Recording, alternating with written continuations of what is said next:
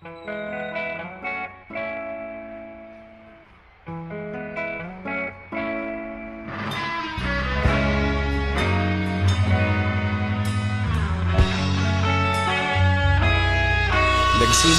ang lahat sa eskwela, nagsama-samang 12 sa kalokohan at sa tuksuhan, hindi maawat sa isa't isa.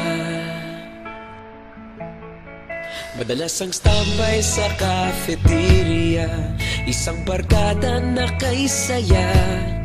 Laging may hawak-hawak na gitara, konting udyok lamang kakanta na. Kay simple lamang ng buhay nun, walang mabibigat na suliranin. Problema lamang laging kulang ang datong. Sana napunta ang panahon? Sana nga ba? Sana nga ba? Sana napunta ang panahon? Sana nga ba?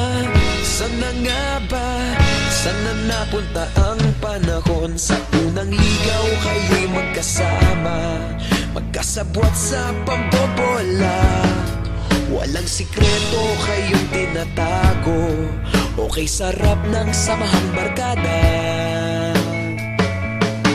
Nagkawatakan na sa kolehiyo, kanya-kanya na ang nilakaran.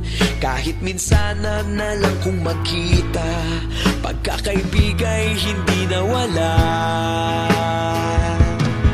At kung saan na napadpad ang ilan, sa dating eskwela meron ding naiwan. Meron pa ng mga ilang nawala na lang, nakakamiss ang dating samahan. Sana nga ba?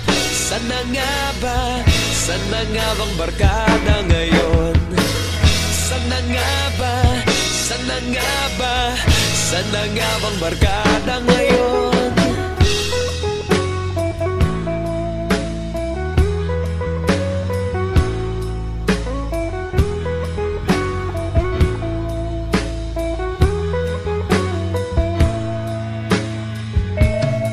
Ilang taon din ang nakalipas, wala pa sa aming tatay na nagsusumikap upang yumaman at guminhawang kinabukasan. Paminsan-minsan kami nagkikita, mga naiwan at natira. At gaya nung araw namin sa eskwela, pag magkasama'y nagwawala.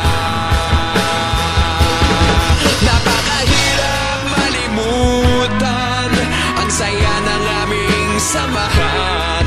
Kahit lumipas ng ilang taon, magkabarkada pa rin ngayon.